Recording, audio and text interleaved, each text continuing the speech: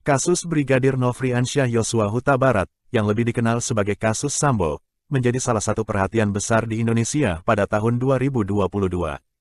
Kasus ini melibatkan mantan Kepala Divisi Propam Polri, Irjen Verdi Sambo, yang terlibat dalam penghilangan nyawa seseorang, yaitu Brigadir Yosua. Kronologi kejadian dimulai pada tanggal 8 Juli tahun 2022, di rumah Verdi Sambo di Jakarta. Brigadir Yosua ditemukan meninggal dengan luka tembak. Awalnya, kasus ini dilaporkan sebagai insiden tembak-menembak yang terjadi di rumah Sambo. Tetapi seiring berjalannya waktu, fakta-fakta baru mulai terungkap. Investigasi yang dilakukan oleh kepolisian mengarah kepada Verdi Sambo sebagai otak di balik penghilangan nyawa seseorang tersebut. Ternyata, ada motif pribadi yang mendasari tindakan tersebut, termasuk dugaan perselingkuhan antara Verdi Sambo dan Putri Chandrawati, istri Sambo, yang melibatkan Brigadir Yosua.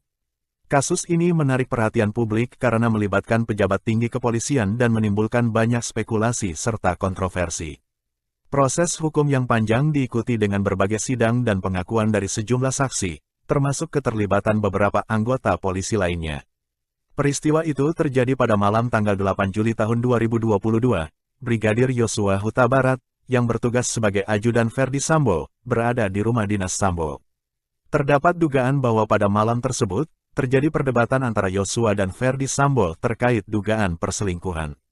Beberapa sumber menyebutkan bahwa Putri Chandrawati, istri Sambo, terlibat dalam situasi ini.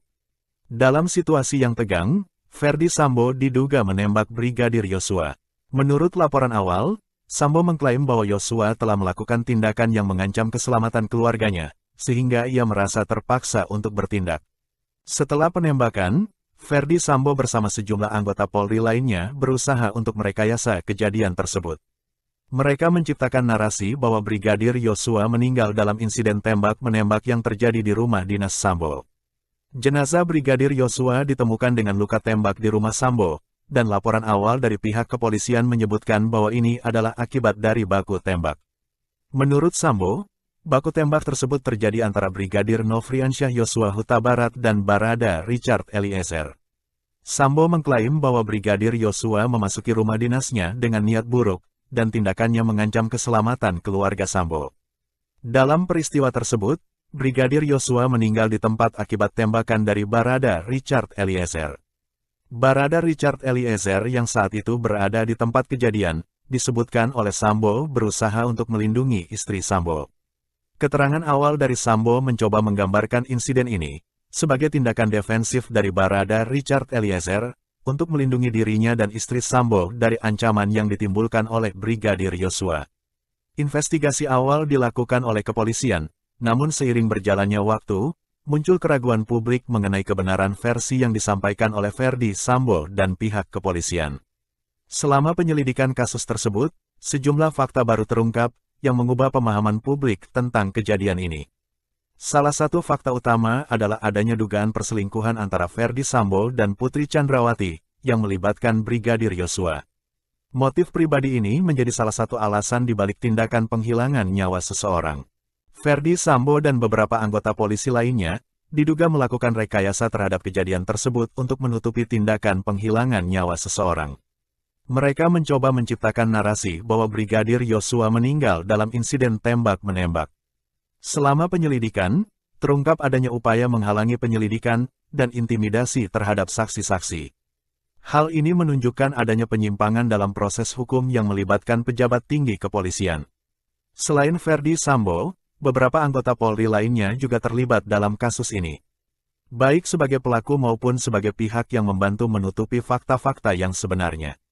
Bukti-bukti digital, termasuk rekaman CCTV dan komunikasi melalui telepon, menjadi salah satu elemen penting dalam penyelidikan. Bukti ini membantu mengungkap kronologi kejadian dan keterlibatan Sambo dalam penghilangan nyawa seseorang.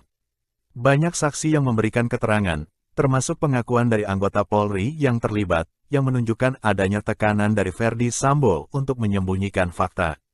Keluarga Brigadir Yosua juga memberikan kesaksian yang mengungkapkan ketidakpuasan mereka terhadap penanganan awal kasus ini, serta mendesak agar keadilan ditegakkan.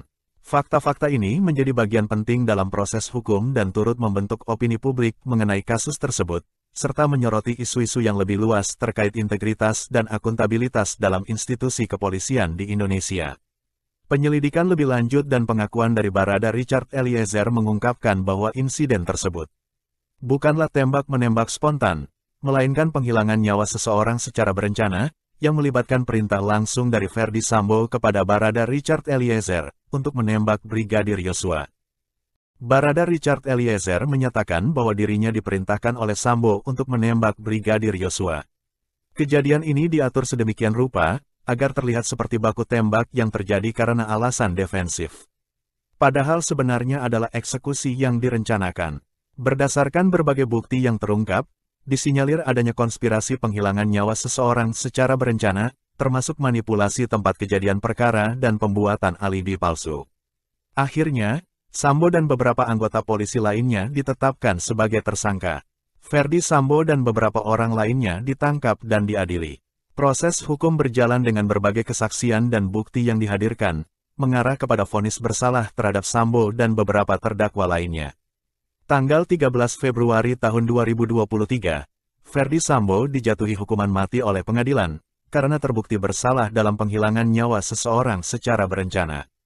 Namun, di tingkat kasasi, Mahkamah Agung menganulir hukuman mati Ferdy Sambo menjadi hukuman penjara seumur hidup. Kasus ini juga memicu diskusi lebih luas mengenai transparansi dan akuntabilitas dalam institusi kepolisian di Indonesia. Tanggapan masyarakat terhadap perubahan hukuman Ferdy Sambo dari hukuman mati menjadi hukuman seumur hidup sangat beragam, mencerminkan perasaan yang kompleks di antara publik. Banyak masyarakat yang merasa kecewa dan tidak puas dengan keputusan tersebut. Mereka berpendapat bahwa hukuman mati lebih pantas untuk kasus pembunuhan berencana, yang melibatkan seorang pejabat tinggi polisi, sebagai bentuk keadilan dan efek jera. Sebagian masyarakat mendukung keputusan untuk mengubah hukuman menjadi seumur hidup, dengan alasan bahwa hukuman mati tidak selalu merupakan solusi terbaik, dan hukuman seumur hidup masih bisa memberikan keadilan sambil memberikan kesempatan bagi terpidana untuk merefleksikan perbuatannya. Ada juga yang mengkritik sistem hukum Indonesia, melihat perubahan hukuman ini sebagai indikasi bahwa sistem peradilan mungkin bisa dipengaruhi oleh kekuatan tertentu. Mereka menganggap kasus ini sebagai cermin dari masalah yang lebih besar dalam penegakan hukum di Indonesia. Banyak yang berharap bahwa kasus ini akan mendorong reformasi di tubuh Polri dan institusi penegak hukum lainnya, guna memastikan bahwa kejadian serupa tidak terulang, dan agar institusi penegak hukum bisa lebih transparan dan akuntabel serta terpercaya. Beberapa orang memandang perubahan hukuman ini dari perspektif kemanusiaan, menilai bahwa setiap orang, meskipun telah melakukan kejahatan berat, masih memiliki hak untuk hidup. Mereka mendukung hukuman seumur hidup sebagai alternatif yang lebih manusiawi. Secara keseluruhan, kasus ini mengundang diskusi luas tentang keadilan, hukuman, dan reformasi institusi di Indonesia, dan menegaskan pentingnya transparansi serta keadilan dalam penegakan hukum.